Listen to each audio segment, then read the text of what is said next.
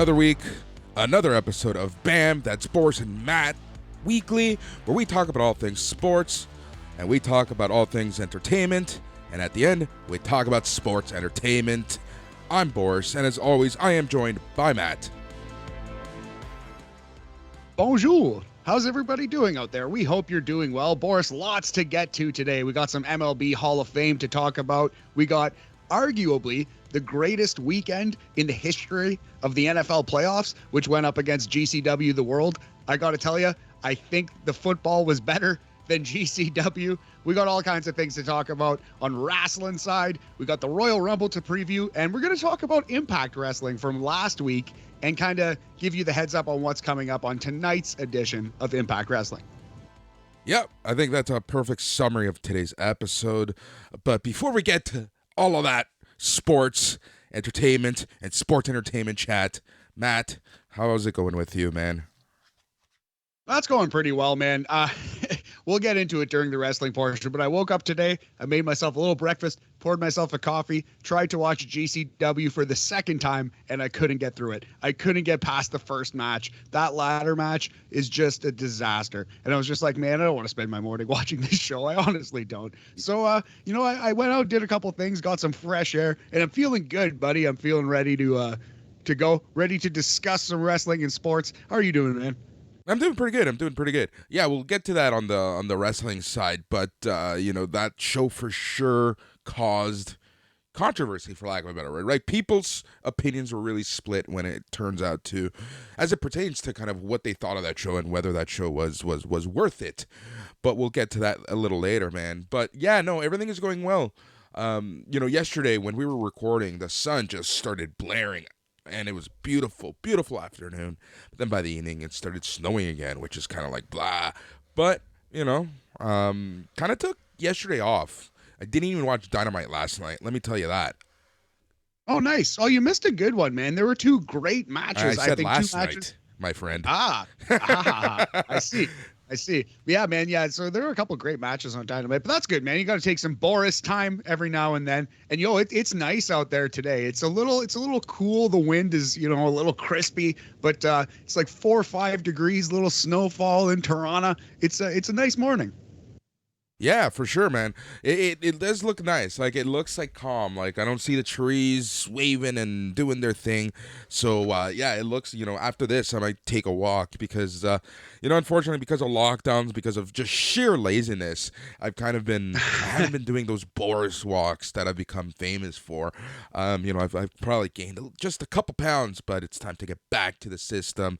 Trust the process, man. Trust the process. Absolutely. And, well, it's working for the 76ers. Oh, wait, no, it's not. But I think you should still trust the process.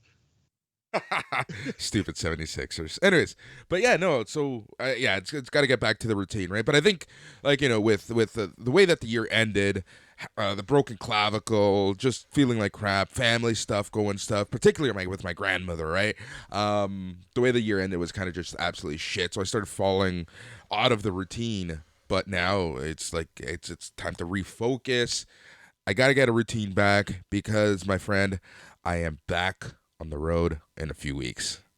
Oh, nice. Yeah, it definitely is important to get some exercise, get some, fresh air every now and then. I recommend getting out there for a walk, buddy, if you can. Like I said, it's a nice day. But yeah, I feel you. I've been kind of feeling the winter doldrums a little bit myself, kind of losing the focus on the exercise and proper diet and stuff, eating like shit, eating takeout way too much. It's good to just buy some healthy groceries and kind of hunker down and try to get some exercise and live like a normal, productive human here for a little bit, not like an angry 6-year-old at a birthday party.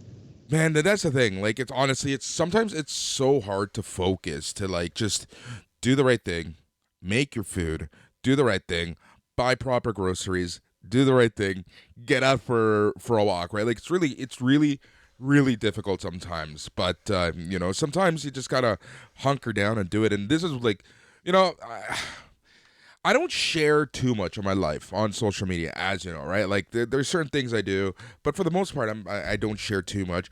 But last year, as I was reaching certain milestones with losing weight, right, I would post a picture, and I would always call those the accountability pictures, right? Because It's not that I'm trying to show off my sexy, svelte self. It's more accountability in the sense that, look, I've lost this amount. This is what, this is where we're at right now. Hold me accountable if things go the other direction again. So that's part of it right now, buddy. So now you are holding yourself accountable, and I think that's good. You know what I mean? But yeah, it's normal. You don't have to beat yourself up about it, but at the same time, it's important to recognize when it's happening and kind of try to right the ship. Steer it back to the right channels, as it were. That's exactly it, right? Like, and even just me talking about it on this show, I think is holding myself accountable to that extent at the very least. But I'm a little concerned because, like I said, I'm back on the road. And that's really what fucked me over big time, was being on the road. My day job consists of wheeling, dealing, taking clients out, them taking me out, and traveling just a shit ton. So it's very difficult. I'm not going to say impossible. It's difficult, right? So now that I'm back on the road, almost 2 years later, right? Like, I've done trips here and there, but nothing major. But only hang out with clients when I have to.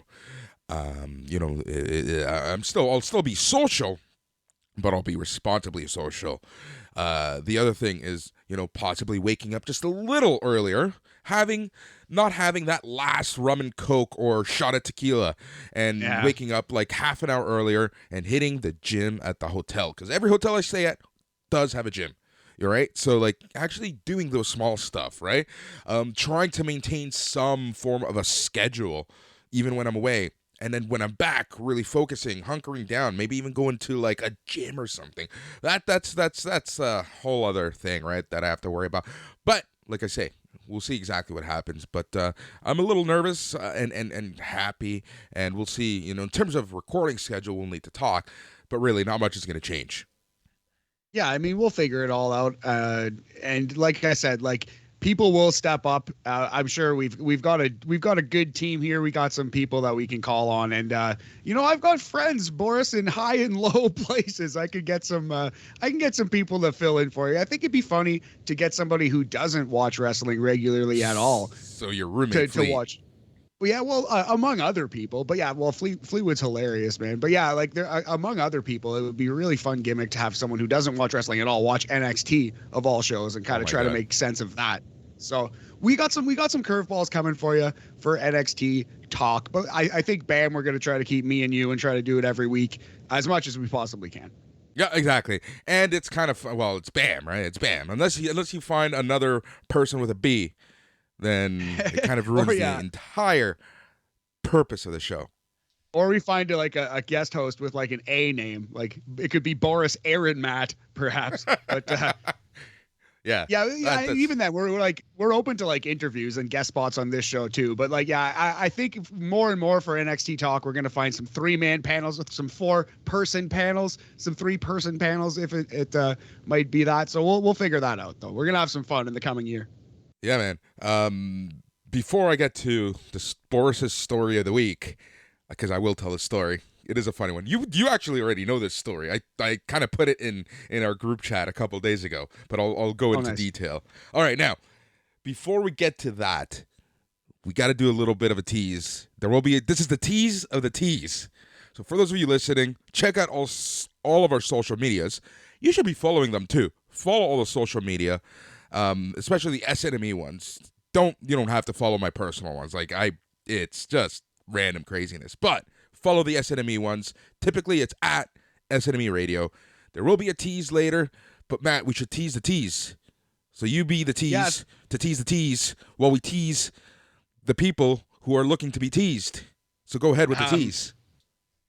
Okay. But yeah, I told you I was in a weird mood today. Indeed. Duly noted. We can see that. But yeah, Boris, so I've been talking a little bit on the Facebook group, and I might have mentioned it on the podcast before, that I would love to see like a survivor pool, a WWE or a pro wrestling survivor pool, similar to the NFL survivor pool situation. So let's just say that has been said, and That's all. That's a little tease for you, Boris. It's a little That's tease. more than a tease. Yeah. You stuck the tip in there, basically. I'm not subtle, buddy. That's one thing about Like, I wish people could see, because we have cameras on, and I'm like, calm down, tranquilo, not so far. Come on, we just talked to Jason about this. We're good. We're good. I think that's, we'll see how many people actually listen to this BAM show. No, I'm not. I appreciate any listener we get. And it's just, just because people have been asking me offline and, around the old Facebook Messenger. So, yeah, we'll see. We'll see. Yeah, exactly. So what does it all mean, Boris? Can you crack the code, listener?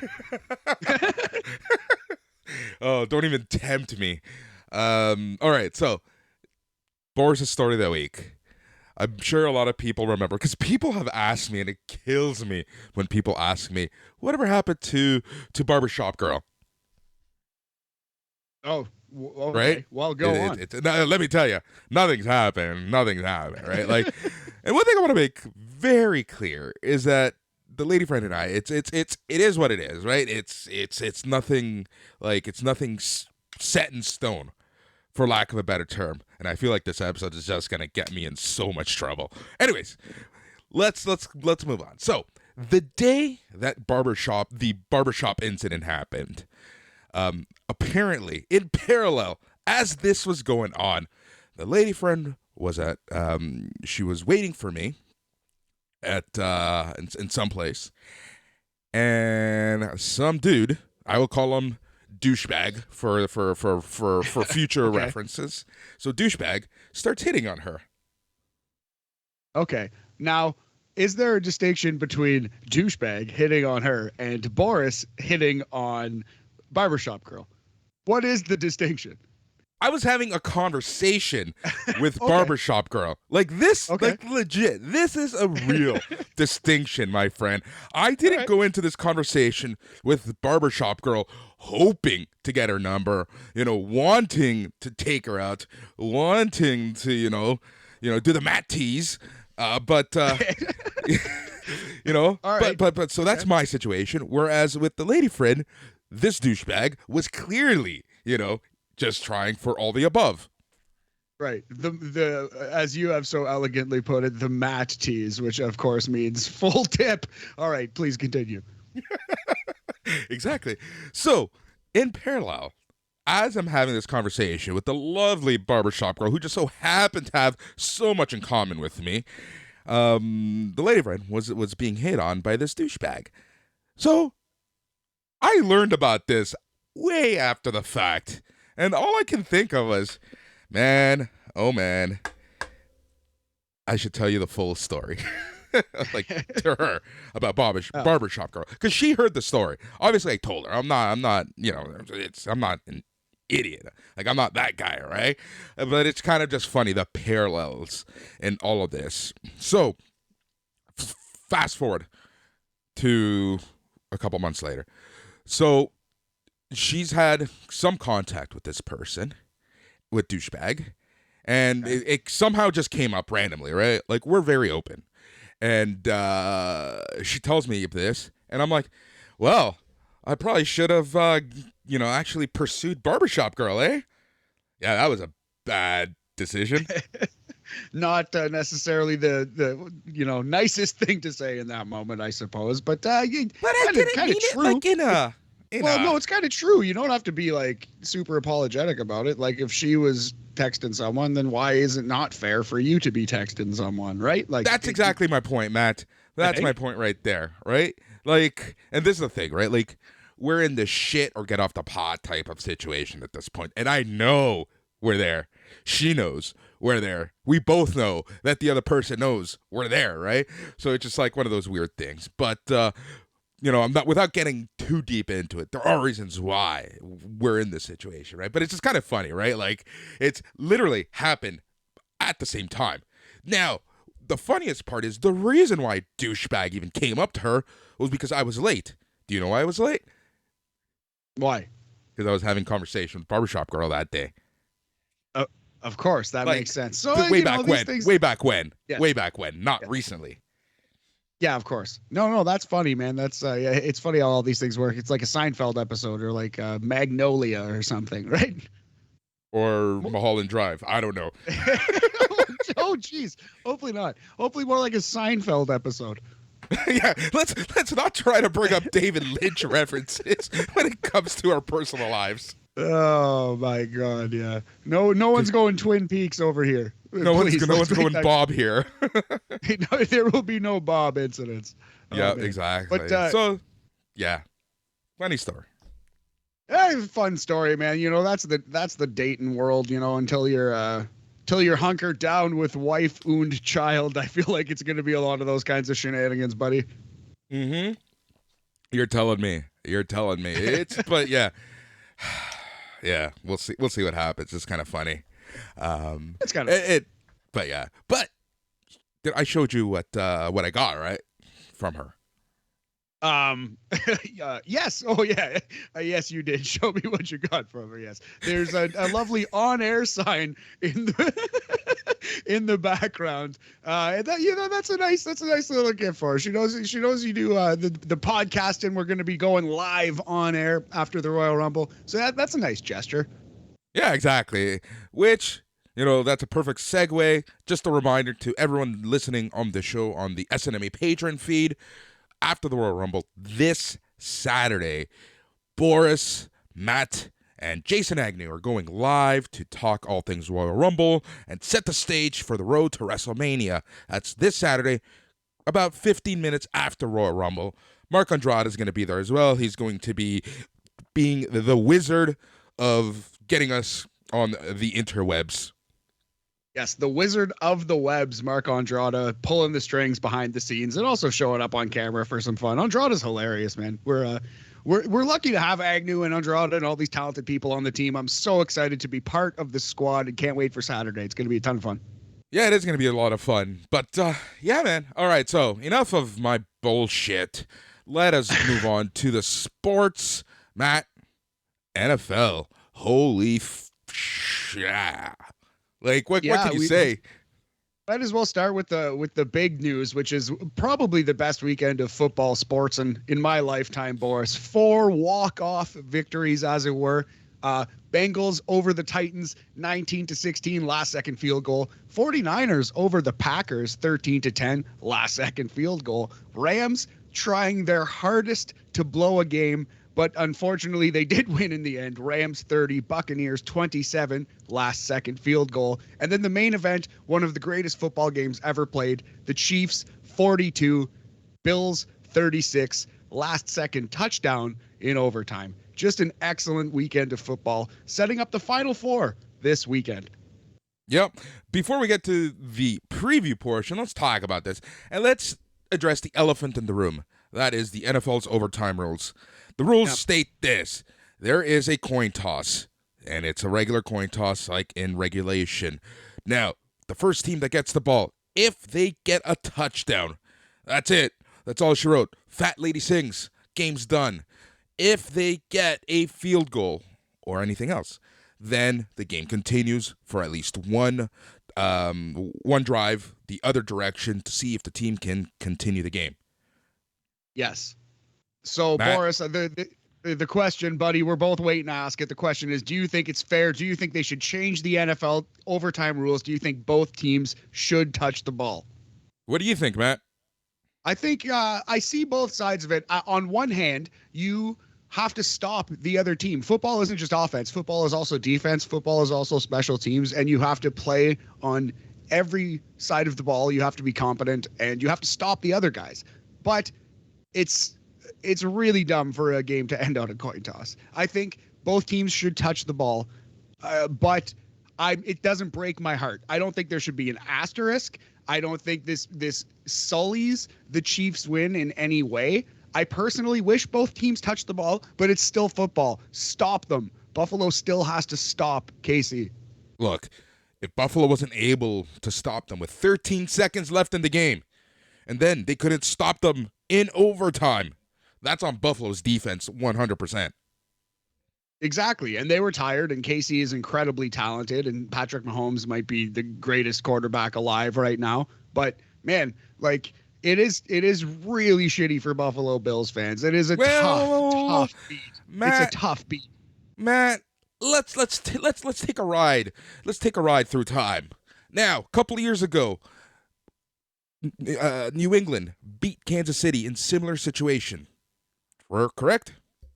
Yep, the overtime. The KC does not get to touch the ball. New England goes down and scores, and GG, press Yep. F to pay respects. Now, after that game, Kansas City lobbied the NFL and the NFL teams. This rule must change. This is bullshit. They lobbied for the rule change. Yep. And the Buffalo Kansas Bills City, and all other teams said no. right, and now Kansas City benefiting. They're not really saying much about changing this rule at this point. I don't know. Like I personally, dude, if I was think the it's so GM unfair. of Kansas City, I would say, well, I think it's unfair, but we did lobby for this rule change. Now suck it, Buffalo. Yeah. I mean, like, I think it's so unfair to the fans of Buffalo. They have been so long suffering for this break, for this beat cosmically to happen to them. That sucks, man. My heart goes out. But at the same time, to the actual team, to the actual football game, to the players on the field, Buffalo, you got to stop KC. Like, you knew the rules going in. You know what I mean? Like, it's not like they changed the rule book on the fly. Like, this has been the rule for years and years and years. It's the way it's going to continue to be. I don't love it, but I don't think there's much complaint. Like, there shouldn't be an asterisk. There shouldn't be, like, people shouldn't say that Buffalo was robbed. It's the way it is. Right. I would change it personally. Here's a compromise, Matt. Listen, hear me out. Because, I love solving these small situations. Yes. All right, so this wouldn't involve a huge change, but I think it will fix the flaw in having a coin toss determine the winner of the game. And now, this is this. If you win the coin toss and you elect to have the other team, what's it called? Have the other team possess the ball if you defer. Yes, if you defer and that other team gets the touchdown, then you lose. If you elect to get the ball first and you get the touchdown, then the other team gets to have their drive. Interesting. So now, the reason why I say this is if you think of this from a logic point of view, the coin toss, it comes down to you winning the coin toss. Now all of the control is on you, right? So if you elect to give in Kansas's spot, if they gave Buffalo the ball, Buffalo does nothing. They get the ball back. Boom. Buffalo gets something. Then they get the ball back, right? But if Kansas City, doing what they did, they won the coin toss. They get they elect to get the ball. They get the touchdown. Then Buffalo at least gets a chance to tie the game. Right. So that's interesting. So would there be any point to them giving it up? You know what I mean? Like, if they gave it to Buffalo and Buffalo could just win right away, could they also say, like, that's the final play of the game kind of thing? And if Kansas City stops Buffalo from getting a touchdown and they get a turnover on downs, Kansas City just wins there? Because they haven't scored points, though. That doesn't make any sense. No. You have to score points, obviously. Of course. Yeah. I'm just trying to work out, because I think, it's an interesting scenario. There's no real perfect way to do it, and that's why it's still kind of up in the air. Well, there is. But here's the thing. People say, why don't they play the full 15 minutes? Hockey players, they play the full 20. It's not sudden death. You play football, you see how your body feels after a football game. So the whole, this whole playoff scenario and finishing the game in some golden point situation is because of just the sheer wreck of these guys' bodies. The sheer violence of the sport of football. That makes a ton of sense. Also, hockey is very much sudden death, golden goal. Soccer isn't anymore. Yeah, soccer isn't anymore. But yeah. Anyway, it's an interesting discussion. I don't know exactly how to fix overtime. I would just, if it was me, I would just say both teams touch the ball once at least, no matter what, and then you go from there. If Kansas City scores a touchdown, Buffalo's got to score a touchdown too. And if Kansas City elects to kick the extra point and Buffalo does score a touchdown, they have a chance to win it with a 2-point conversion. That's part of football. That's part of overtime. So that is how personally I would run with it. But I'm not heartbroken at the way it turned out. It was still an incredible, incredible football game. Dude, I've been laughing because I have a lot of friends who know my sheer loathe of the Buffalo Bills. So I had a lot of friends texting me, right after with 13 seconds left. And I'm like, game's not over, bitches.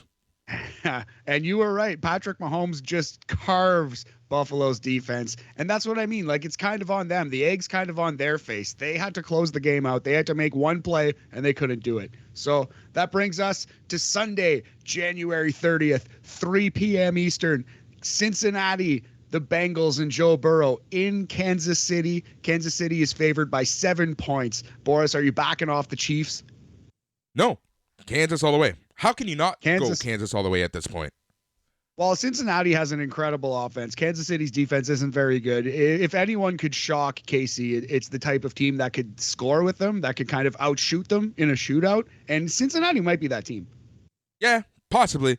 But I just think that, to borrow a line from WWE commentators, the momentum is 100% on the Chiefs right now. I think so. And honestly, I think Cincinnati, especially plus 7 points there with that spread, Cincinnati's going to be a sexy pick. I think they're going to get the majority of the action. And I think Kansas City's going to win by 10 to 15. Yeah, agreed. All right. NFC Championship game, 6:30 p.m. Eastern, San Francisco in Los Angeles to play the Rams. The Rams are favored by 3.5 right now, Boris. Who do you like to play the Chiefs in the bowl? Please. You know I'm from LA. You know how I feel about anything from San Francisco. So it's Rams all the way. I feel you, buddy. And I've been saying on the podcast all year, Rams are the most talented team, and Chiefs, I think, are going to win the bowl. So I didn't predict, I agree with you. I agree with you. But they are the most talented team, and I've always said they will be the best team when they figure each other out. And dude, the way that they played this weekend, I think they're starting to figure each other out. That's the thing, man, and that's very, very dangerous. But they're also, they've been called soft. They've been called a team of egos and prima donnas, and it's possible that, it could fall apart at any time. It's a house of cards, right? But, I have said that the Rams are the best team, and I said that the Chiefs are going to win the bowl all year. So I'm going to count that as a W, despite the fact that that's not what it says on my bracket. I'm going to count it as a W anyway if it is Chiefs versus Rams. Yeah, well, our bracket got completely destroyed this past weekend. Yeah, it wasn't great, but we still have our champs. We still have that one green line, Boris, that we could trace all the way to the end. So let's go Chiefs. They're the official BAM selection. The official BAM selection. All right. Speaking of selections and controversial selections, let's move on to baseball.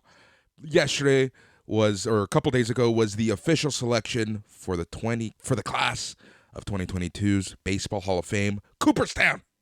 Now, only one person made it, Big Papi, David Ortiz. He made it in, but there were some notable people who are gone off the ballot. People like a Roger Clemens, people like a Barry Bonds, people like a Curt Schilling. Now, Matt. Yes, sir. How do you feel about this? It's the height of hypocrisy, and it's total bullshit, and it's extremely dumb, but I think it kind of serves the opposite purpose of what these writers want. They're trying to hold the game to a higher standard, and they're being snobby about it, for lack of a better term, and they're kind of turning their nose up at Roger Clemens and Barry Bonds and their cartoonish dominance, their crazy numbers. And they're kind of saying, these guys used steroids the most, or these guys benefited the most from steroids, along with Alex Rodriguez, who you didn't mention, who got no love. Yeah, but he's still on the ballot. He's still on the ballot, at least. That's a good point. So by doing this, I feel like the writers are trying to restore glory to the Hall of Fame, or kind of trying to save baseball's name. But when they pull these shenanigans, it just makes me think less of the Baseball Hall of Fame. It just makes me think this whole thing is stupid and it's not worth caring about anymore, right? If you have a Baseball Hall of Fame and you don't have Barry Bonds, who's the best baseball player I've ever seen, you don't have Clemens, who's probably second, third best pitcher I've ever seen, to Pedro and Randy Johnson, you don't have Pete Rose, who leads the entire sport in hits ever. It's just a joke. It's not really even worth our time to discuss. You can't have a Hall of Fame without Bonds and Clemens. You just can't, especially because Ortiz tested positive for steroids too. Yeah, but it's a tough one, right? Like I feel like there seems to be a morality clause that the reporters don't talk about in terms of the Hall of Fame. But, Ortiz is Ortiz. I'm just going to leave it at that. I'm not a fan of Clemens. I'm really not a fan of Barry Bonds. Those two especially, for me, I can go either way. It's I feel like they're paying the sins of their generation. Yeah, that's exactly it, man. That's well put. But the thing is, like, I find that you put it on their plaque, right? You say it, put it right there, display it in bold red letters. This These motherfucker used PEDs. Man, like, I don't know. I don't think it takes away from their accomplishments at all, because they weren't the only ones doing it. And I think it's massively hypocritical to put David Ortiz in while withholding that recognition from these guys. Now, the reason why I think David Ortiz gets a pass, it's like you said, it's kind of like everyone loves Big Papi, and that's okay. There's nothing wrong with that. But B, the Mitchell report, which was what Big Papi was on, is kind of like questionable, right? Yeah. Like there's a lot of talk that maybe some over-the-counter products popped positive tests on that, and baseball doesn't look at that as reliable. But to me, that's just splitting hairs. Like, you're gonna look at David Ortiz, you're gonna look at his output, look at him like before 2000 and after, and say he wasn't on steroids? I don't know, guy. I don't know. I think 90% of the MLB was on steroids in that era, and everyone who put up godlike numbers should be in. Ortiz should be in, but Bonds should have been in years ago. Clemens should be in. Schilling should be in. And I hate Schilling, but he should be in. A-Rod should definitely be in. All these guys are Hall of Famers, period.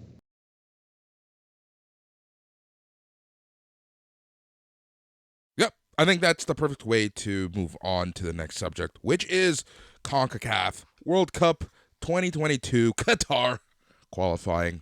This weekend and over the next few days, it is the next round of qualifying for Canada, for the U.S., for Mexico, and those countries in CONCACAF.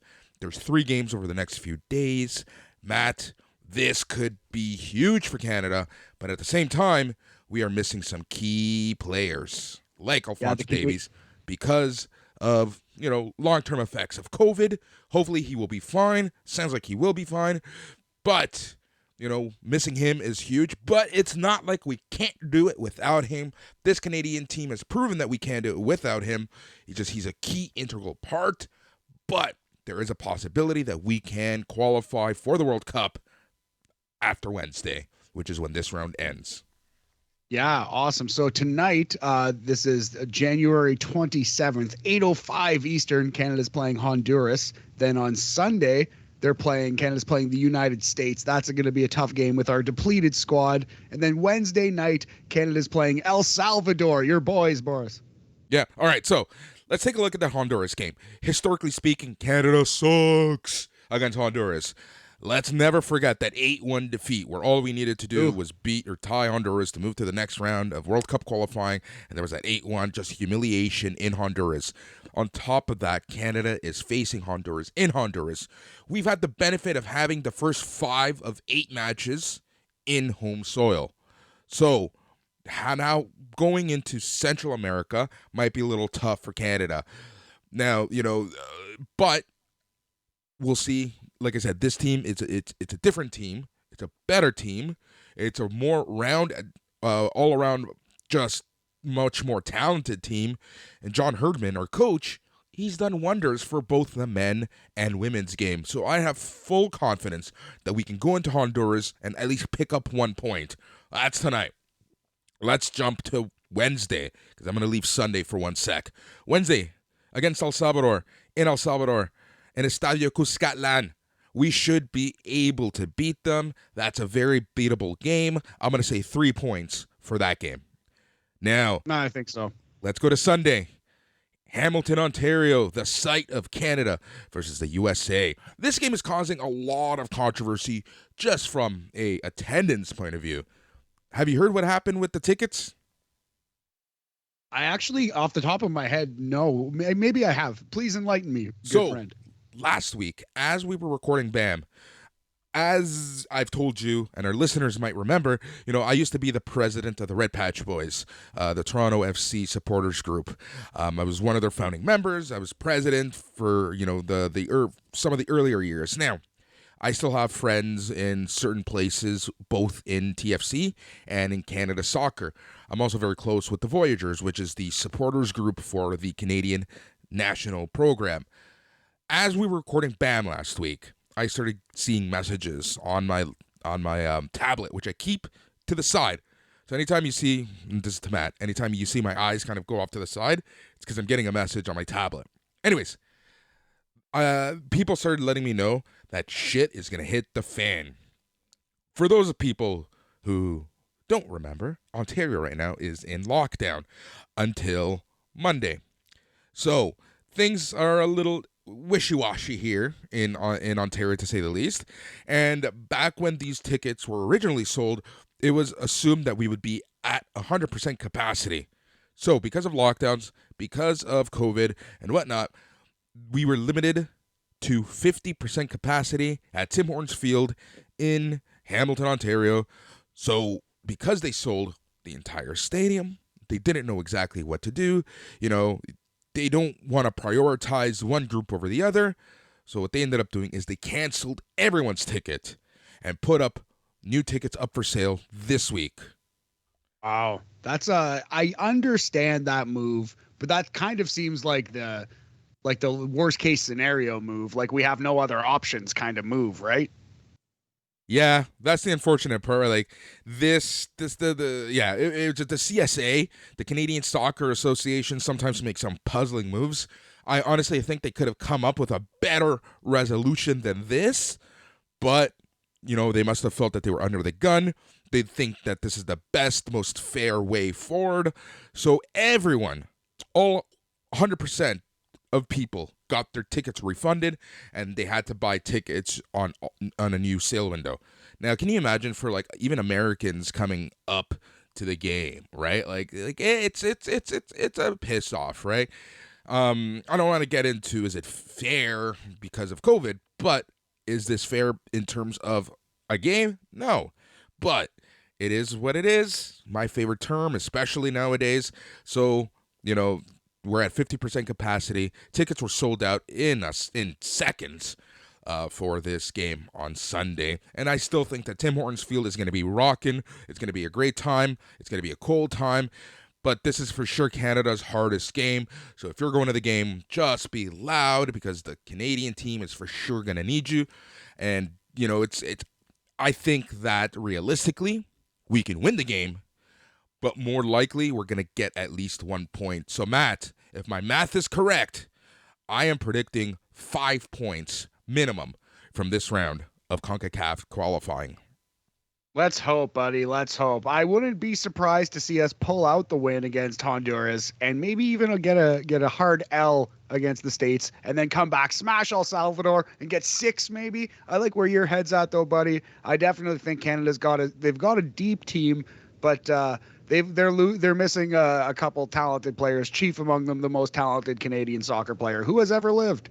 Yep, exactly. Taking a look at other notable teams. So Mexico tonight on January the 27th is facing Jamaica, and the USA is facing El Salvador.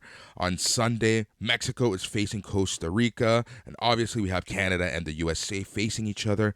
And then on Wednesday, we have Canada versus El Salvador and the USA versus Honduras. So it's a nice little swap that we tend to have with the States. So, Yes. But like I said, I'm expecting 5 points minimum.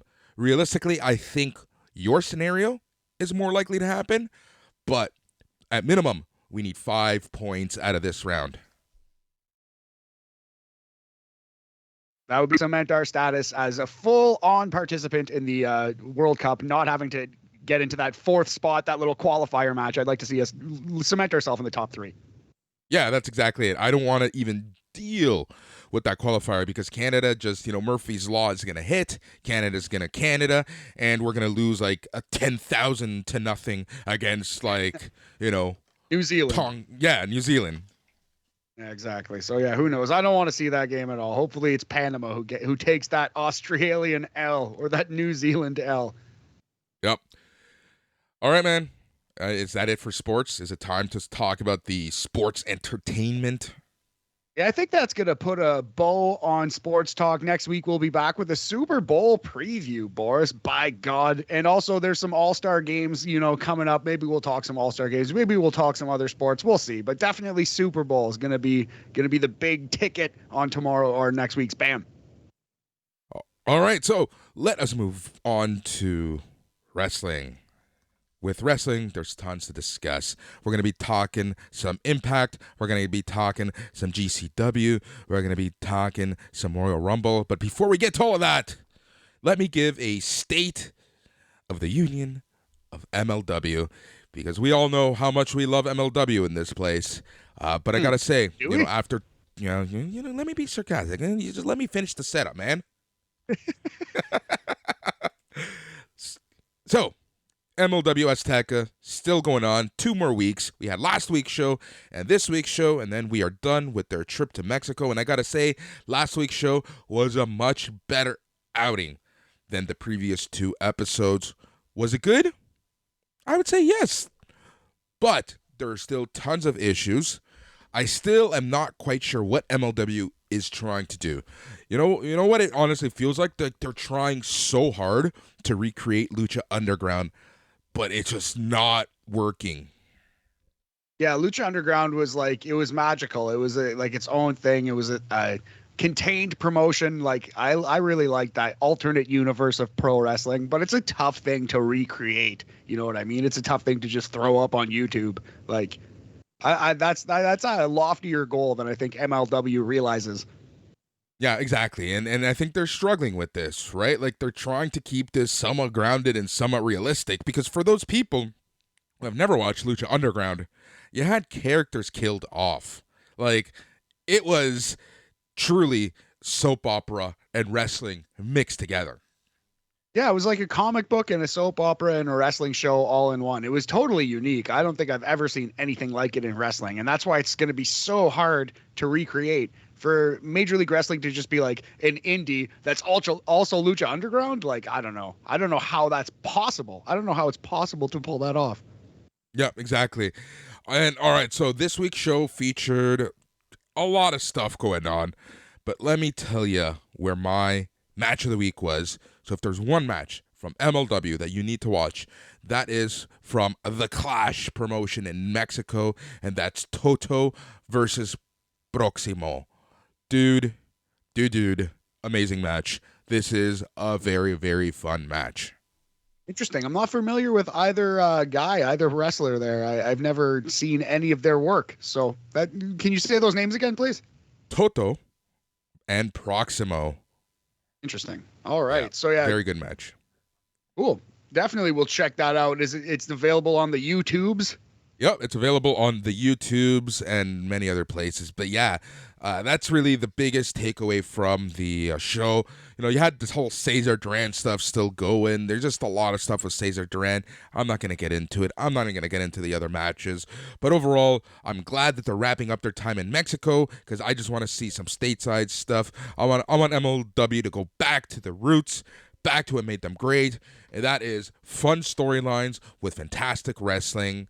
Let's get that back. So hopefully on this week's show, we can wrap up the time in Mexico with a win, and then get back to basics, because I know that last Friday they had a taping in Texas because Roxy was part of it and other notable names were part of it. So I'm kind of excited to see what happens when MLW is back stateside. Nice. Yeah, unfortunately, the Von Erichs were not there in Dallas, which would have been fun. It's always great to see the Von Erichs wrestle in Texas, but yeah, unfortunately, they couldn't be there. But yeah, I'm not giving up on MLW yet, but yeah, rough times. Yeah, they've had some rough shows. Let's just say, let's be honest, right? Their War Chamber match was very tough to watch. Even their Battle, you know what? Watching Battle Riot now back back in the summer, we should have known that this was going to be a tough season for MLW. Yeah, for sure. And Definitely. let me throw this again. It's to no fault of MLW. Like, the pandemic is ruining a lot right now in terms of plans, in terms of bookings, in terms of travel, in terms of a lot of stuff, right? I find that MLW's really had a bad go and bad luck. So I'm not putting this blame completely on MLW. But hopefully, now that things are getting, at least in the States where they tour predominantly, they can get back to somewhat normal, and we can get back to those shows that were just awesome shows each and every week. Yeah, we're not trying to blame anyone or say that MLW is bad, but if you were doing wrestling power rankings, MLW would be near the bottom right now. It's just a fact. It's just the way it is. But I don't know. Do you want to now move on to the company that's number one on the financial rankings, but not number one in the fans' hearts? WWE talk. Oh, I thought we were going to talk about AEW for a little bit because you said not number one. Anyways, let's move on to some WWE Royal Rumble this Saturday. Once again, gotta plug it. After party, 15 minutes after the Royal Rumble this Saturday. Jason Agnew, Matt, and myself are going live. So we'll be able to chat, discuss with you about the Royal Rumble. All right, so let's do a quick preview. The Royal Rumble, it's one of the big four, right? I don't count King of the Ring in that list. So there's really only big four for me: Royal Rumble, WrestleMania, SummerSlam, and Survivor Series. But Royal Rumble, there was always something special about Royal Rumble, right? Like, you knew that something cool was going to happen. The concept of the Royal Rumble match was cool just because you never knew exactly what to expect from it. So, my expectations have been high just because of the hype that is the event, not so much the hype that the company has right now leading into the Rumble. But looking at the card, hopefully it's going to be a good card. I think that there's going to be one match in here that will surprise a lot of people and might be the surprise match of the night, but we'll get there very soon. So I have the card here in front of me, Matt. Let's run through it. Let's start with Miz and Maryse versus Edge and Beth Phoenix. Sweet. I was going to say, I have the entrance of the Royal Rumble too. So if you want, I'll read the actual entrants who are in the Rumble as of this moment. This match is very interesting. I thought this was going to be the WrestleMania match. So I'm kind of surprised they're getting to it so early. I think Miz and Maryse have to win to extend this feud. Yeah, I agree with you there. Thing about this is, am I a little bitter about this match? Yes. You know why, Matt? Why's that, buddy? Because we know that this match was originally going to be Frankie Monet and Mizzy and Johnny Mundo. Yes, Frankie Mundo and Johnny Mundo. It should have been Frankie Drip Drip featuring Jonathan Drip Drip. It should have been Miz and his wife versus Morrison and his wife. Unfortunately, Morrison and his wife got fired. Yep. All right. So I agree with you. Miz and Maryse should win this match to extend this feud. All right. So this is the match that... Go ahead. A little bit more on the works of Taya Valkyrie later in the podcast because I feel like she's coming to Impact, Boris. Yeah, I agree with you. All right, so this is the match that, for me, has potential to be match of the night if they let them go. And that's for the Raw Women's Championship. Becky Lynch, your champion, versus Doudrop. Dark horse, sleeper, low-key match of the night potential for sure. I don't know. I don't trust WWE anymore to give the women time. I really don't. I think we saw that the Queen of the Ring tournament was kind of a joke. We don't see the classic women's matches anymore. But, prove me wrong, WWE. Prove me wrong, Becky versus Doudrop. Here's the thing, Matt. As I've said, there's only a combination of 4 people in WWE's women's division who would get the time, because that match at Survivor Series, Charlotte versus Becky Lynch, had the time. And it was a great match. Yep. Match of the night. But again, there's only 4 women who get the opportunity to go out there and do their thing. Yes, and that is the 4 horsewomen. Not even Asuka really gets that opportunity anymore. Certainly not Shayna Baszler, and we haven't seen Doudrop really get that opportunity anymore. I don't know, Bianca Belair, when she's up against one of those four, gets that chance, but not generally. So I don't have high hopes, but these performers are excellent. In a different world, this definitely could be match of the night. I hope I'm wrong. I don't see it coming though, buddy. Well, like I said, potential. If you know, if you know these women, you know their work rate, but then you remember this is a WWE show. All right, let's move on. So, Universal Championship, Roman Reigns, your champion, versus Seth Rollins. I think Seth is going to win this title. Really seems like that's where we're going, and Roman is going to chase Brock Lesnar, possibly as a babyface again. We'll see how that goes. But I think Seth is winning the gold here, buddy. I agree with you. So this is my ultimate prediction. You know, it's been Dave Meltzer has told us that the original plan at day one was for Seth Rollins to win the match at day one. So, you know, I feel like they're just kind of going back to their original plans a month later, where Seth Rollins is going to hold one belt and Brock Lesnar is going to hold the other belt. Yeah, I think that's exactly correct. And plans do change. We have seen it. But yeah, Dave said that on the main show, and I see no reason to doubt the great Dave Meltzer. Yep. WWE Championship. Some would call this a dream match. 4 years ago, Brock Lesnar versus Bobby Lashley. I think this is a halfway decent WrestleMania main event. It wouldn't be my first choice, but I think this could have been the WrestleMania main event. I am surprised it's just kind of a throwaway match on the Royal Rumble here. But they are obviously treating it like it's a big deal. But man, to just put it on the Royal Rumble, a show that does not need this drawing power, is a little surprising to me. I think they're underutilizing what could be an actual money match here. Yep. Agreed, 100%. I think that, you know, going back to what I said earlier, I think Brock Lesnar was meant to be champion heading into WrestleMania. So I think that Brock Lesnar is going to somehow retain, which kind of sucks because, you know, I see so much potential in a long-term feud with these two, but I don't think we're going to get it just yet. Nope, not yet. I think it's just going to be a weird one-off like Brock versus Braun was, you know? Yep. All right, let's move on to the Women's Royal Rumble match. These are the announced participants. You have Carmella, Dana Brooke, Nikki Ash, Queen Zelina, Rhea Ripley, Tamina, Aaliyah, Charlotte Flair, Naomi, Natalya, Shayna Baszler, Shotzi, Brie Bella, Lita, Nikki Bella, Kelly Kelly, Michelle McCool, Mickie James, Summer Rae, Bianca Belair, and Liv Morgan. I was going to do that. That's fine, though. I think someone who is not on that list is going to win this match. It's going to be Bayley as a surprise. I could definitely also see Bianca taking it down, but my guess is Bayley. Yeah, I agree with you 100% there. Do you want to do the men's? Yeah. Go do the men's, Matt. I'll let you do the men's.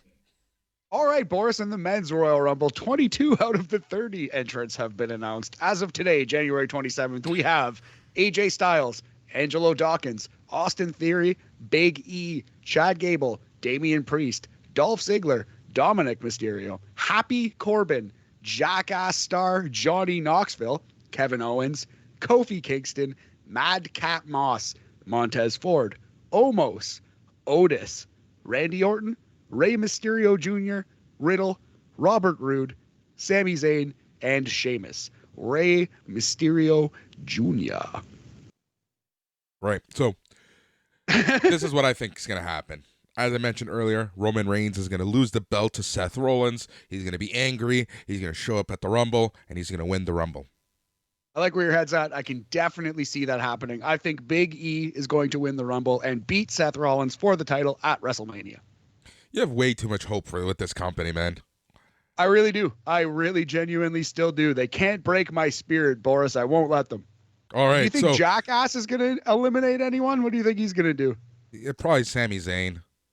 Yeah, shock his nuts again with some kind of cattle prod and then throw him over the ropes. I don't know. We'll see what happens. Surprises. Who do you like? Give me one in the men's and one in the women's. In the men's, I'm going to say Moose. In the women's, Moose. In the women's, I'm going to say Ronda Rousey. Oh, nice. Okay, so for the women, I'm going to say that we're gonna see Roxy in this Rumble. I'm gonna say it. You're like putting Gunther all your eggs in the Roxy showing up at the Rumble basket. I've seen you talk about this, or heard you talk about this. I've seen you post this like anytime we talk about the Rumble. Fuck, we could be talking about what you're having for dinner. Roxy will show up at the Rumble. I don't actually think the funny thing is I don't actually think it's going to happen. I've just called it a lot. I mean, it would be a surprise. It would be a surprise for the men. Gunther doesn't count. Braun Breaker doesn't count. You know who would be a surprise though? It's kind of in the same realm. I think Carmelo Hayes is going to show up and be in this Rumble. I think he's doing excellent work. He's gotten a big strong push, and they're going to want to see what they have there. So Carmelo Hayes in the Royal Rumble. Yeah, I can see Grayson Waller showing up as well, just to continue his feud with AJ Styles. Yeah, Grayson Waller, borderline wouldn't even be a surprise. I would almost expect him in the Royal Rumble. Yeah, exactly. Yeah, so what's funny is that, like, you know, we've heard reports that WWE has been going to now released wrestlers, asking them if they wanted to go to the Rumble. There was two names that I just laughed at just because of your bold prediction that got them fired right after WrestleMania, and that's the Iconics. Yes, I actually had heard that the Iconics were asked, they were approached, and they turned them down. They said no to the Royal Rumble. It makes sense. I think they would do it, but right now, being, you know, just freshly back, they don't want to go back, right? They want to kind of move forward, make a name for themselves outside of WWE. But next year, if they're still looking for bodies to fill spots, I can honestly see the Iconics coming back. Yeah, that makes a lot of sense. I think that's smart on their part if that is the case. Yeah. And do you think that, like, okay, look, the internet has been buzzing about Mickie James. Do you think the regular fans that are there in St. Louis are going to give a crap? Well, I don't know if they'll care about the Impact thing, but it'll be nice to see Mickie James. She still is a phenomenal talent in the ring. She looks good, like, you know what I mean? She can still go. So, yeah, I think they'll be excited to see the legend Mickie James to some extent. Sure. Oh, well, the legend Mickie James. I thought that was reserved for Summer Rae. That is hilarious. Taxing the definition of the word legend there for sure. But yeah, Summer Rae going to show up. That'll be fun. Yeah. Yeah. So, yeah, the Rumble. This Saturday, 8 p.m., 15 minutes after. Join Jason, Matt, and myself live on the YouTubes. And if you're a patron, you'll get the Zoom link so that you can also partake in the discussion.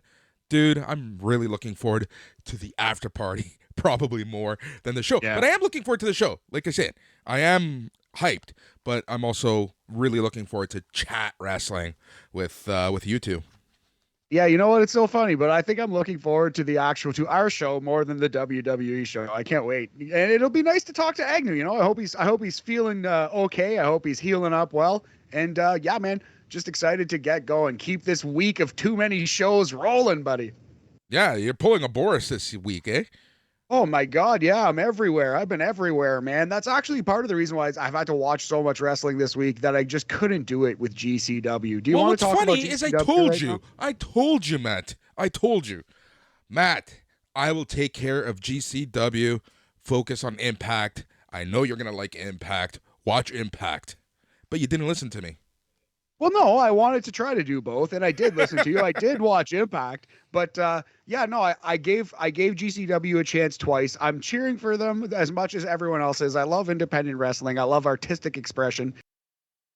There's some really cool things about GCW. I like that it's for everyone, that everyone can come and play, and that it's very inclusive. But the thing is, I shouldn't even say this show because I didn't watch it, but this ladder match was atrocious, and it's everything I dislike about wrestling, and it turned me off of this show. So if you're a big GCW fan, I'm not saying you're wrong. I'm not saying that you're an idiot or whatever. I'm not trying to be hot take guy, but I don't want to say I have no time for GCW, but if every show is like this, I'm not going to watch it. All right, now, before we get to GCW, I love how we're just like constantly going back to GCW and talking about the show. And, you know, we'll get to it because there was some good. There were a lot of positives. But like Matt said, and like I think, there were a lot of negatives too. And it highlights some of the issues with independent wrestling. But before we go there, let's talk about the promotion who I never would have thought would capture my attention the way that they have the past 4 weeks. That's Impact Wrestling. I wanted to close with Impact because I was going to be more positive on that show. But all right, buddy, let's get it in now. All right, yeah, Impact Wrestling last week. So, like I mentioned, they've been on quite the streak. You know, the big story out of Impact Wrestling has been the Ring of Honor crossover, and it continues, and it continued last week. And I think that over the next couple weeks, seeing what has happened at the tapings, I think we're in for some not only good matches, but interesting storylines happening. But, Matt, overall, what did you think of Impact from last week? It was a pretty solid show, like, a solid B. It didn't like set my world on fire, but Impact is in a good position. It's way better than some of the Impact Wrestling shows we've seen. I'll tell you this, man, when we start doing retro TNA reviews in June, it's going to be significantly worse than this show was. You know what I mean? Like these are good watchable wrestling shows. Yeah, exactly. All right, so let's start things off. The first match of the night was Tasha Steelz with Savannah Evans versus Chelsea Green. All right, man, what did you think? Solid match. It went about 4 minutes, and it was pretty straightforward, kind of an average wrestling match, but I like the presentation. I like Tasha's promo after. And Chelsea Green, it's funny because she's a heel pretty much everywhere else, but she's a hardcore white meat babyface in Impact. Yeah, which is weird because she flips and flops, right? It depends what she's doing. If she's with Cardona, she will do heel stuff. But I don't know, it's just kind of weird. But like you said, Tasha Steelz cut a promo. She directs us at Mickie James because she did win the Ultimate X match. And she does hold a match against Mickie James. So she says that she will send Mickie home as a failure, but when she mentioned Mickey's son, Mickie hit the ring. They started to fight. Savannah tried to help out, but Chelsea Green took Evans out of the equation. Mickie dropped Tasha with a Mick kick, and Steelz and Evans kind of skedaddled out of the ring. So that was that. Yeah. Yes, sir. Yeah, so if I had to put a rating on that match, man, I would say it was pretty much a standard match. We're going to go right on the Mendoza line, right on the Madcap Moss line. It's 2.5 Jeff Jarrett's out of 5. Yep. All right, then we get the setup to Matt Cardona versus Jordan Grace. Long story short, Matt Cardona challenges Jordan Grace for the Impact Digital Media Championship. I have no time for intergender wrestling, but I will say intergender wrestling is at least tolerable when it's wacky, when it's like a goofy character, like a Caleb with a K getting his ass kicked, or to some extent a Matt Cardona. And it's terrible when it's like a blood feud or like a fight or like there's, anyway, I can tolerate it when it's under a veneer of wacky comedy. Yep. After that, Gia Miller interviewed Cardona, and he basically said, yes, I am going for the Digital Media Championship. We get the highlights from Charlie Haas. They showed clips from him at Ring of Honor, and he is going to fight Josh Alexander later in the show. This leads us into the second match, which was the Influence versus Decay. Yes, I was really impressed with Caleb with a K on commentary here. I thought he was pretty funny, did a good job being a bad guy. So pre-match, the heels jump our girl Rosemary, Toronto independent legend. And do you think this was this an angle or was this an actual injury? I have no idea. I think this was more of an angle, to be honest. Yeah. But it kind of, the way that it happened is like, it made you guess. Absolutely. So it was well done on their part for sure, but I do think ultimately it was for sure an angle. I don't think it was a shoot injury. Yeah, because this then turns into the Influence versus Havoc alone.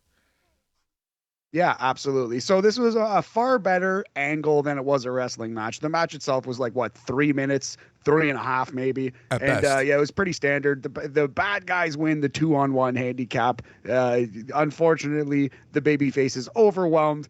And what was it? Tennille wins with the spotlight kick. No, wait, they hit their finisher, which is the Influence, which is also their name. So a double face plant, basically. Yes, yeah, it's the Miz's skull crushing finale, except they both do it. Yeah, so yeah, the Influence won. Which, you know what? It's funny because how many times in wrestling does the face get the win in this situation? Yeah, it kind of makes sense that they didn't do that. It's almost a little subversion of the trope. I can see that. I think it would have been more effective if the babyface had one, maybe. Yeah.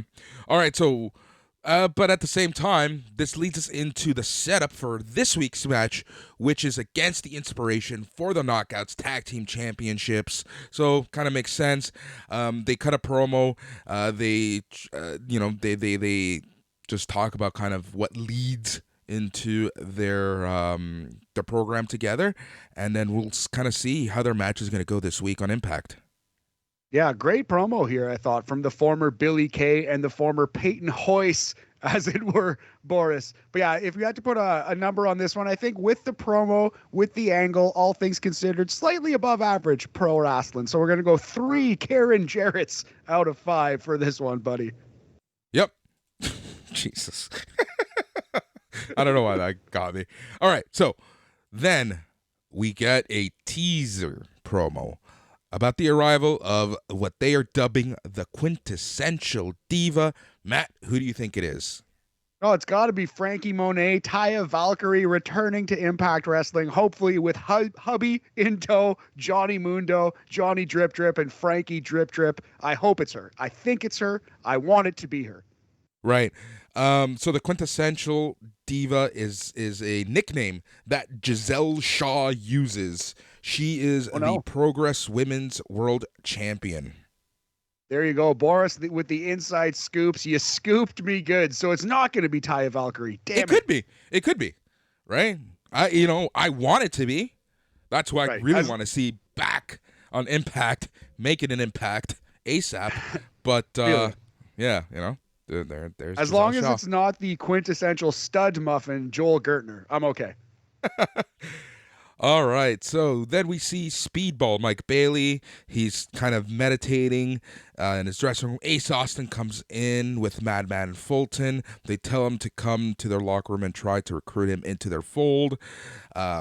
That didn't really work out. Seems like there's going to be something happening because we tend to be seeing a Ace Austin, Mike Bailey feud brewing.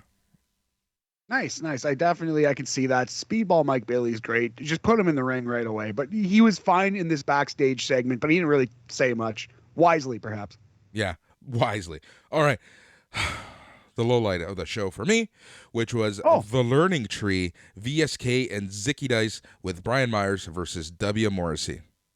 You know what? I'm going to disagree. I thought this was a fabulous little squash match. Morrissey beat the piss out of these two clowns. I enjoyed it. It was only a minute, but he really did a number on these guys. I'm a sucker for a good squash, buddy. I'll tell you something. Why have two squashes right back to back? Great call. Great point. Whichever could have squash came second, I would have said that for. It would have been the low light. If the influence match against Havoc happened before this match, I would have said that was the low light. But for me, I didn't want to see two squash matches for the sake of a story right back to back. You know what? That's fair. That's totally fine. I can't argue that, but I didn't even notice. It didn't bug me at all. So fair enough. You know what? I find that you tend, whomever takes notes tends to notice more. That makes a lot of sense for sure. Yeah. All right. And really at the end of the day, the whole point of the squash match, it did make sense. It was well done. I just don't like seeing them back to back. And that's because, we at the next pay-per-view, at the next Impact Plus show, it will be W. Morrissey against Moose for the heavyweight championship. Yeah, so you got to put old Big Cass, old W. Morrissey over here, and they did strong. Big power bomb, stacks both guys and wins in like a minute 15 maybe. It was not very long at all. I really enjoyed it. I would go above the Madcap Moss line, like 3.5 Jerry Jarrett's in that range. I thought it was pretty good. All right. And then we see the ROH Invader trying to get into the building. Scott D'Amore basically says, okay, you got tickets, you can come in, but you got to watch from the skybox. And if you guys try anything, the locker room is going to beat your ass down. Good Canadian boy, Scott D'Amore. I like him. I like his take on the authority character. He's closer to William Regal than evil Vince McMahon, you know? Yeah, William Regal. Oh, my God, I want Regal's summer ASAP. Anyways, all right, so the next match, which was my match of the night, that was Steve Macklin versus Jonathan Gresham for the ROH Championship in a pure rules wrestling match. I agree. I 1,000,000% co-sign your opinion. Match of the night, match of the show. probably the best match we're talking about on the podcast today, unless you really like the lucha tag from GCW. But yeah, Steve Macklin impresses every time we see him in the ring. He's way better outside of the WWE system. Dude, like, this is the second time that he is match of the night for us. Yeah. And as many BAMs, which is pretty crazy. And Jonathan Gresham has long been a favorite of us here at the BAM show. This guy he's the new Taz, man. He's so good. The Taz type Pokemon. Like I say, Jonathan Gresham versus Hook. Let's get this going. Oh my God. I didn't know how much I wanted it until you said that. But yeah, so this is a pretty solid match for sure. Definitely. Well, give it the rundown. Give us the how do you do here? It was like 10 and a half, 11 minutes, was it? Yeah, it was something. Like, I honestly didn't time this show because I was kind of just watching off to the side. But yeah, so Macklin didn't adhere to the code of honor because he's a heel, you see, Matt. So he's like, no, I will not shake your fucking hand. Take your hand and shove it. Right? That's basically what he said. All right, so we see the ROH invaders. They're kind of shown coming into the skybox. The match is still going on. Gresham used a rope break pretty early on. Gresham then once again went for a handshake, and Macklin said, "Get your own sandwich." Gresham tried again. To get some submissions in, but Macklin was able to overpower him because Macklin is so much bigger and so much stronger that he was able to get him and into a submission move. So Gresham was forced to use his second submission break, but Macklin punches Gresham in the head, and now he gets the big warning. So now he's got one warning. The next warning is going to result in a big L for Steve Macklin. Gresham was he wasn't all there after the punch, but again, Macklin is using his power. This time he does actually get the rope break in, but he keeps beating on Gresham. He's just beating on him. But then, as Macklin stayed on the offense, we get Gresham trying to find some offense with a nice boot to the face. He then does a beautiful-looking springboard moonsault. Then he does a missile drop kick, and now the match's momentum has completely shifted over to Jonathan Gresham. But once again, Matt, Steve Macklin, as being the bigger guy, the stronger guy, he overpowers Gresham, and he does a crosshair for a very close 2 count. They keep going back and forth, and this is when Gresham says, all right, I gotta use my speed, and I gotta bring this big mofo down. So he starts going for the knees, he starts going for the limbs, and then he forces Macklin to use his third rope break. Macklin's knees have been tweaked, so now Gresham knows he can get the big W. Gresham locks in a figure 4. He used the ropes to climb himself up, so now he was vertically putting the move on, standing, and Macklin couldn't get out of the move, and then he ends up getting pinned in the submission hold for the win for Jonathan Gresham. So I really enjoyed this match a lot. The story here was that Macklin had no honor, but he also had no real experience in the Pure Rules match, and he got early. He went to his rope breaks too early, and that was the end eventually. So though he was the stronger, rougher, tougher man, Gresham got him on technique and ability. So I really like that. I love the finish where Gresham has Macklin in a figure 4, but Gresham is able to use the ropes to basically stand up in it and apply so much pressure that Macklin just has to basically pass out in this hold. Not really, but he stayed down for the pin. So pin via figure 4, the rarely seen finish. I really enjoyed this match a lot. We're going to go as high as 3.5, Jarrett family members on this one, buddy. Out of 5. Yeah. I would have honestly given this one 4 just because I really love the storytelling in this match. And Steve Macklin continues to impress me. Jonathan Gresham is just a absolute killer. And again, I love the fact that they're continuing his story of winning each match a different way every time.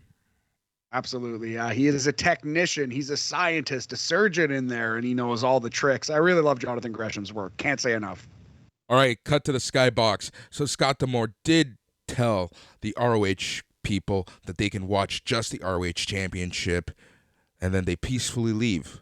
peacefully, right, Matt? They peacefully leave.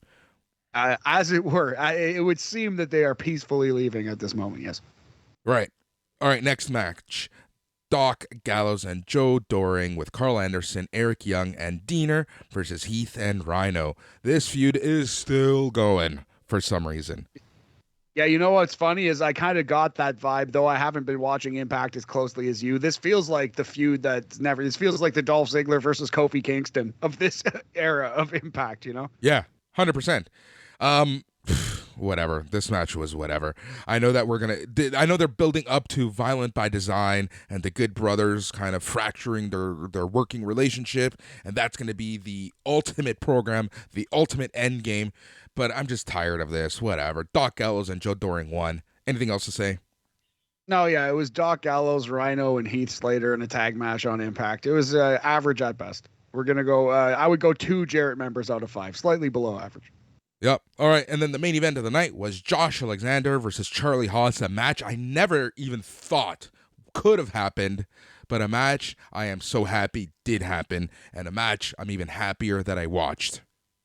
Yeah, it was good. You know, it was the poor man's, the homeless man's version of Kurt Angle versus Marty Jannetty, which is a stone cold classic from 2005 before the Angle versus Shawn Michaels WrestleMania match. That match was incredible. That's the formula here. This was not quite as good as that, but it was, a poor man's version of that. This was still a good wrestling match. Yeah, but the Haas of Pain, like, man, there were times in this match where I'm like, dude, just retire, please. You're old. He did get some good moves in. He looked okay, but you can tell that he hasn't done this in a really long time. He was a grizzled old veteran in this match. He looked old and not out of shape, but he was sucking a little bit of wind for sure. He looked like a 50-year-old man, which he is. Yeah, exactly. And yeah, so, it was unfortunate at the end of the day, but Josh Alexander ends up winning this match. After the match, Alexander and Haas kind of have the respect angle. Everything was good, but the ROH Invaders come back in. They beat down both men. Chris Sabin runs in to help Team Impact, but he also gets his ass kicked. Rich Swann and Willie Mack comes down, and they also get their ass kicked. But then Rhino and Heath come down. Things kind of even out. The ROH crew kind of kicks everyone's ass. Eddie Edwards does his best ass kicking, but he gets his ass kicked. But he ends up somehow by himself, one face against 1,000 heels, make everyone run away. So that was a little puzzling. And Eddie Edwards, of all people. Anyways, that was the show. That was it. Yeah, it was a solid wrestling show. I'll be in and out of Impact for sure. It seems like, they're doing well these days. Weird choice, I agree, to have Eddie Edwards standing tall at the end, but it is what it is, to quote you, Boris. Also, I think it's the most notable thing about this match was that apparently Charlie Haas got his bell rung, as it were. He got knocked out in this match, and they completely cut that from the show. But they did a good job of hiding that. You couldn't, if you didn't know that happened, you wouldn't have seen it. But we hope Charlie Haas is okay. And, this was a pretty good wrestling match. I would go as high as 3 El Kabongs out of 5 for this one. Yep. All right, let's move on to the main event, and that's GCW's big pay-per-view from the Hammerstein Ballroom, The World on GCW. Aired Sunday, January 23rd. I did a report for slamwrestling.net. You should go check it out. Yeah, man. All right, so at high level, let's talk. What did you think of this show, Matt? Again, I didn't even watch all of it because I couldn't get past the first match. It was just like I after the first match and after reading some of the reviews and some of the takes on this show, I kind of knew what I was getting, and I just wasn't in the mood for it today. Maybe I'll go back and watch a couple of these matches at the end of the day. We'll see. But yeah, this ladder match was terrible. It was a disaster. Well, before we even got there, you knew this show was going to be something. It was something all right. But here's the thing. We praise AEW because they give you a little something for everyone, right? But giving you a little something for everyone can also go wrong. And I think this was the wrong implementation of that. Because, yeah, you had some great lucha matches. You had a shit show of a ladder match, which, honestly, just there were so many spots that I was more nervous that they broke their necks or backs. That I just it just was not good. And then you had kind of your overbooked match with the Cardona match. It was just a little too much, and none of it. It just seemed like a very random show. But this is what happens in an independent promotion. Absolutely. And especially with this wide open, almost like open mic feel. And that's what this show was to me. Like, I've done a little bit of stand-up comedy, Boris. I'm not, Jerry Seinfeld or anything. But like I think I've put on some really good comedy shows in the city of Toronto. I've definitely attended some really good comedy shows in the city of Toronto. And I've also put on some terrible open mics in the city of Toronto and attended some. And to me, this was like an open mic. This was just it was like a bunch of, and I God bless them. But a lot of people risk their health and their bodies on this show, and not everyone was like this, but especially in this ladder match, it just struck me as like a bunch of amateurs just going out there and kind of figuring it out on the fly. You know what I mean? And it was a dangerous wreck, and it turned me off of the rest of the show. But that just sounds way too negative about GCW. Like, I don't think it's bad to have this exist in wrestling. It's just not for me. Yeah, I think that's the thing, right? I think that's perfectly well put. It's not for you. The unfortunate part is GCW had a lot of eyes on this show. Everyone heard that they sold out the Hammerstein Ballroom. They've heard through the internet wrestling community that this show was huge. They heard that, the hype that Matt Cardona has. Everyone knows the legend in the indie world of Joey Janela and everything he's done for GCW. So there was a lot of, and then you had the Briscoes and their open challenge. So that's going to bring some eyes, right? But at the end of the day, this show, honestly, I've seen much better GCW shows. Yeah, we've done GCW on the podcast before, and I like those shows, I think, more than I would have liked this. Like, and that's maybe unfair because I'm only going on reviews, but this doesn't seem like it was too great. It seems like it was a miss. It was they took a shot and they missed this one, but unfortunate break.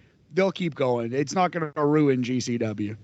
Yeah, exactly. In fact, they're going to keep getting bigger and bigger because I'm sure that, out of the amount of eyes that they got, I would say that even if it's a 50-50 split on people not coming back and coming back, that's more people watching the product than before. Anyways, let's get to it because it was tons of matches. We'll kind of zip through some. The pre-show had the Papst Blue Ribbon Battle Royal. These were your contestants: Psycho Clown, Dark Sheik, Radrick, Effie, Hoodfoot, Ruckus, KTB, Big Togo, Too Hot Steve Scott, Juicy Finau, Nate Webb, Big Vid, Janai Kai, Dustin Thomas, Zach Gowen, Yoya, Charles Mason, Rio Paul, Lufisto, and Thunder Rosa. Zach Gowen wasn't in this match, was he? Yeah, he was. No, where was he? No, Dustin Thomas was in this match. I didn't think Zach Gowen was too. Maybe I'm wrong. Zach Gowen was in this match. Anyways. Oh man, I guess I am wrong. I watched this one too. This was the only other match that I watched, and I liked it a lot more than the ladder match. You know what? Thunder Rosa, Boris, is a star, absolute star. Oh, 100%, 100%. It was crazy. Absolute crazy star. Big Vin ends up winning. This match was an okay overall thing. Battle Royals are hard to book, especially for indie feds. But the fans were 100% behind Lufisto and Thunder Rosa. I was kind of hoping one of them would win, to be honest. Yeah, definitely. It would have been a nice little shout for sure. But yeah, it's the son of 911. Big Vin gets the victory, and 911 comes out to, crack a PBR with his kid. That was a fun little moment. Yep. All right, match number 2 was a scramble match. So we had Grim Reaper versus Shane Mercer versus Dante Leon versus Jack Cartwheel versus Ninja Mac versus Alex Zane. Remember Alex Zane? Yeah, I do remember Alex Zane. Cup of coffee in WWE. Yeah, Jack Cartwheel is one of those names that's so bad it's great. That's just pro wrestling right there. I love Jack Cartwheel. And Ninja Mac. Ninja Mac as well. Noah Superstar Ninja Mac. Yeah, all right. Grim Reaper wins this one. This match, tons of spots, and we end up getting a DDT on Mercer. Reefer gets a DDT on Mercer over a chair, gets the pin for the win. So your winner was Grim Reefer.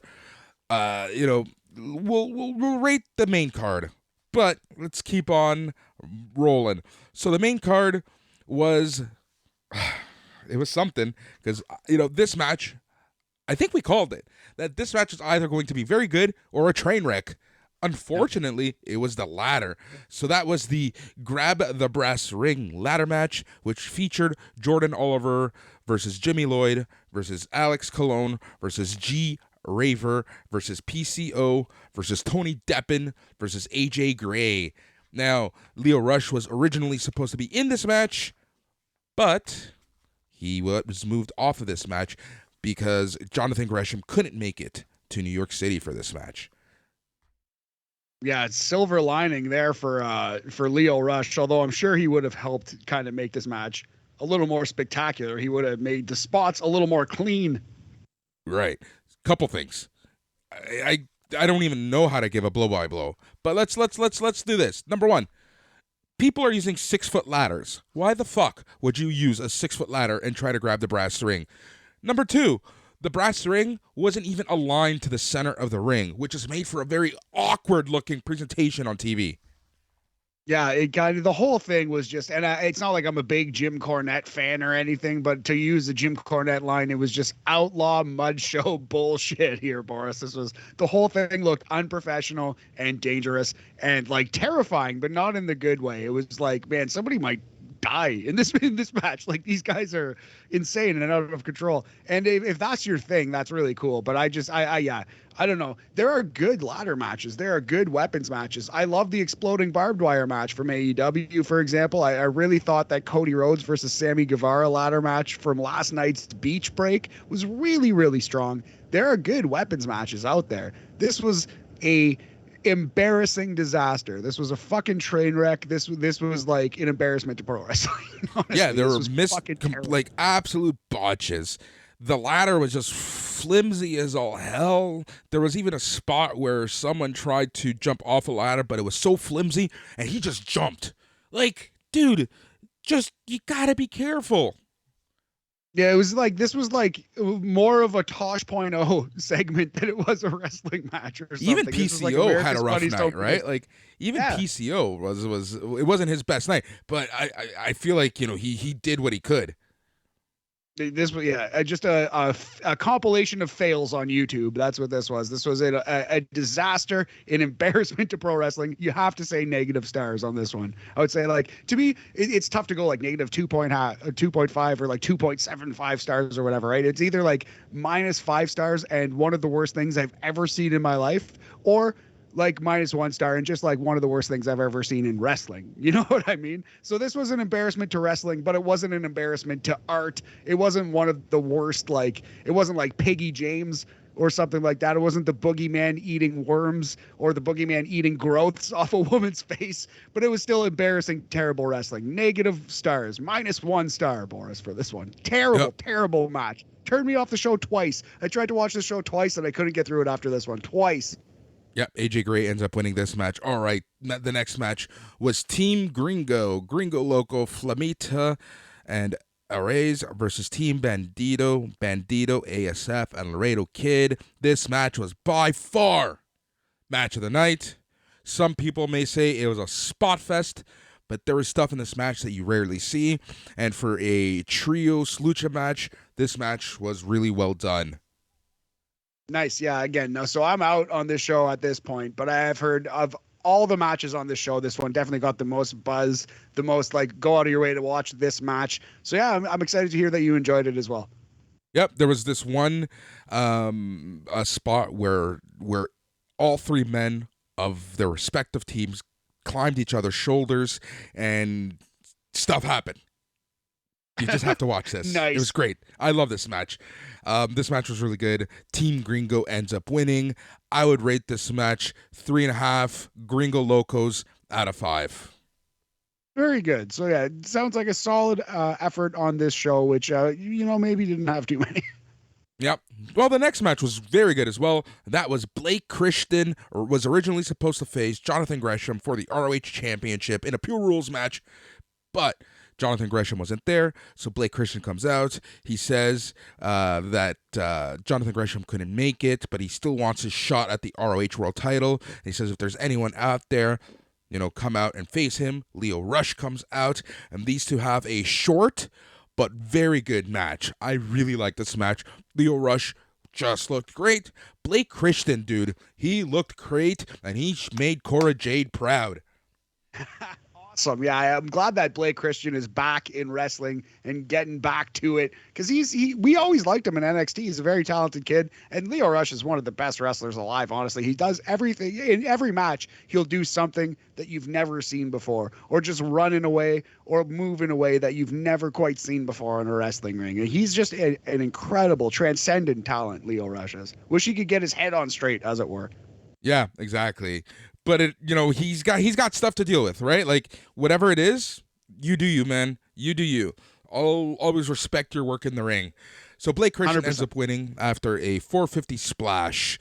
All right, and this match I would also rate 3.5 Cora Jades out of 5. Dope. You know what? Of any match on the show, I actually should go back and watch this one, because I really like both guys. There's no reason for me to not check this one out. Now the next match is the one that you can absolutely skip, and this is I know a lot of people who like this, but this match was just full of cheap pops, stupid pops, spots, and overbooked beyond belief. And that was Joey Janela versus Matt Cardona. Nice. Yeah. So it seems like they were going for like the Edge and Mick Foley versus Terry Funk and Tommy Dreamer vibe, but they kind of like missed their target a little bit, right?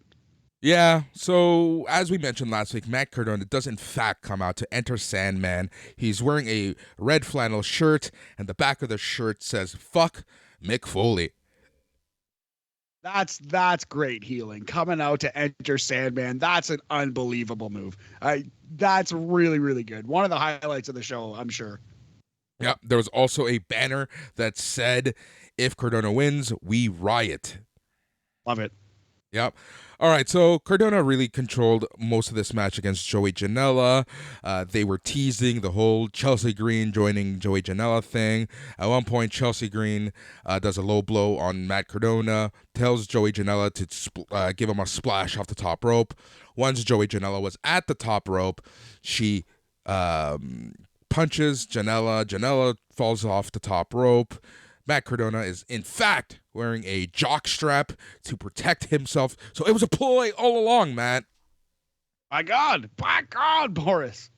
Yep. All right. Chelsea Green brings in the internet championship into the ring, and Joey Janela ends up getting a hold of it.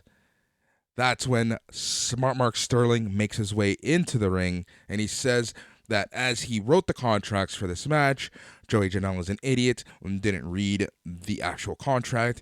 He said that if Joey Janela uses the Internet Championship against Cardona, he gets the loss.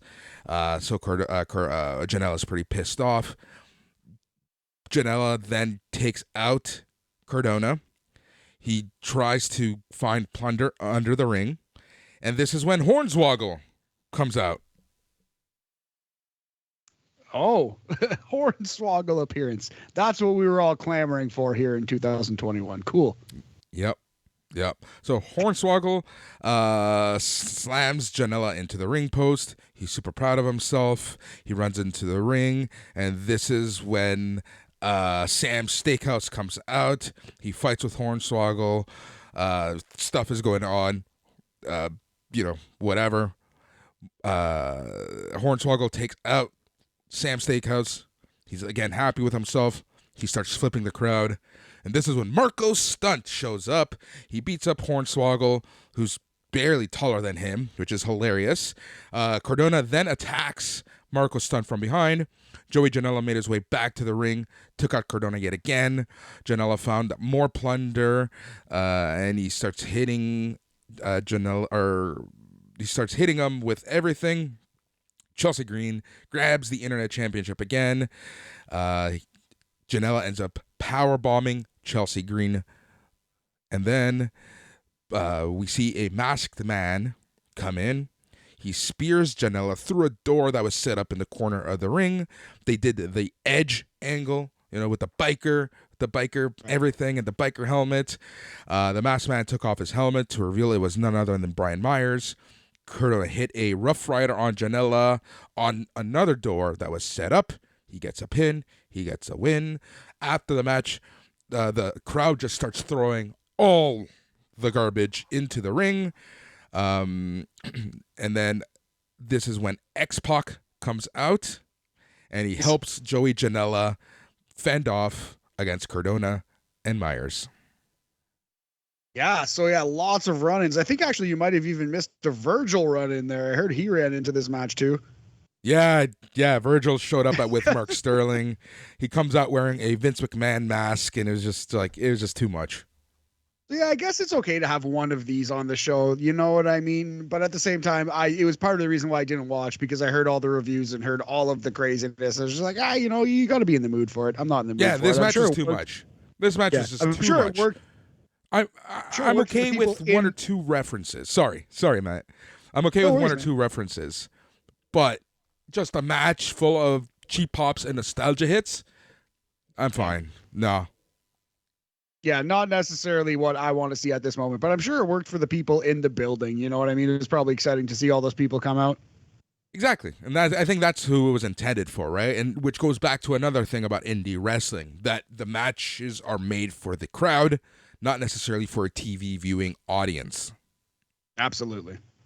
All right, so I would give this match 1.5 what the fucks out of 5. Fair enough, man. Fair enough. I will not go back to confirm your rating. Do not. All right, the next match was actually very good, and it was Ruby Soho versus Allie Katch. Dude, they had an amazing video package hyping up the match because, the theme of the night was, we were told no, now we're here, now we're doing it, right? So Allie Katch's dream match has always been against Ruby Soho. She finally gets her match.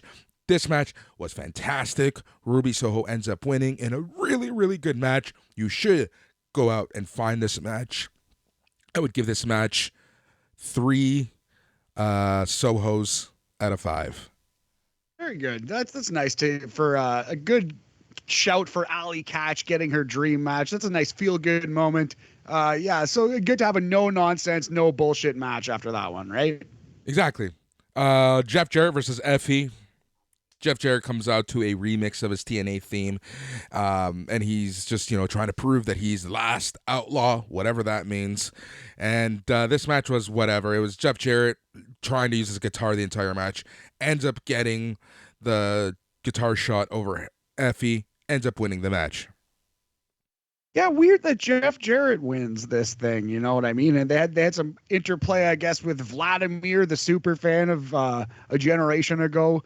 So that's kind of fun. But yeah, Effie versus Jeff Jarrett, and Jeff Jarrett wins? Word? I don't know. We're going to see another match between these two. I think it's inevitable. Guaranteed.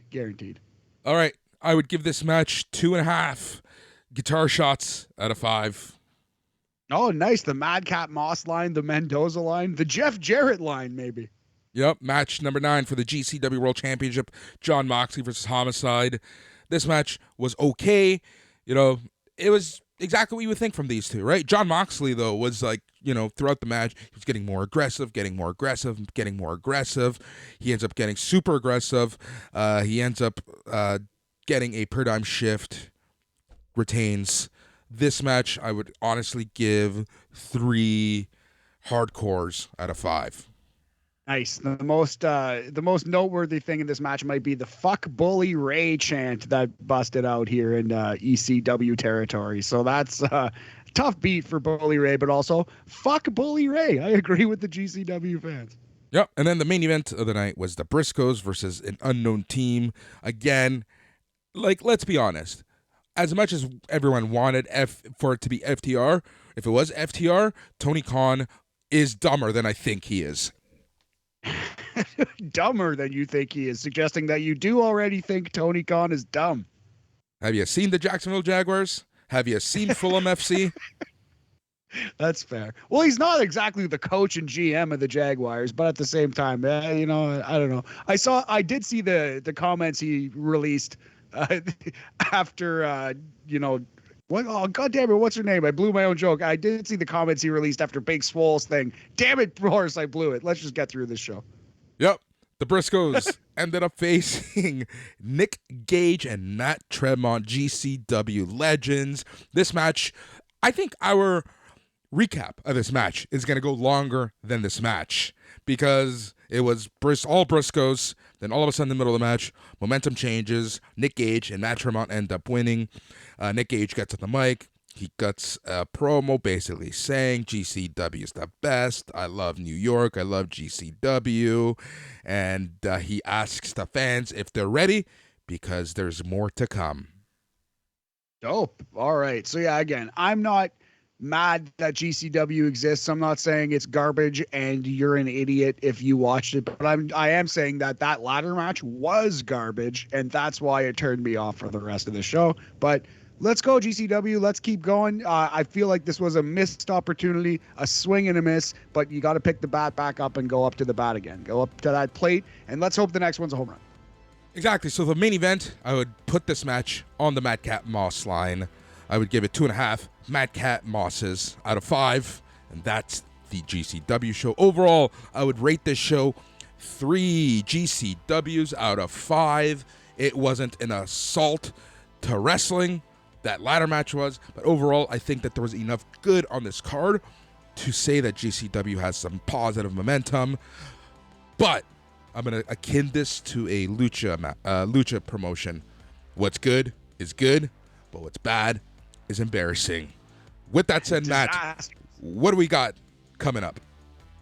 So for sure, next week on BAM, we're going to do a little Super Bowl preview in the sports section. In wrestling, we're going to talk about the Impact Wrestling show that's happening tonight, January 27th, 2022. We're probably going to give you a blow-by-blow on that. Also, we'll talk some PWG Battle of Los Angeles, BOLA winner and spoilers, and hopefully we'll be able to see that show sometime in April or May based on PWG's history. Exactly. All right, man, as I mentioned, so tons of shows coming out on the Patreon if you're coming from SNME, but the big one is the Royal Rumble After Party. That's 15 minutes after the Royal Rumble or so. Join Jason Agnew, Matt, and myself as we talk all things Royal Rumble, and we kick off to WrestleMania season.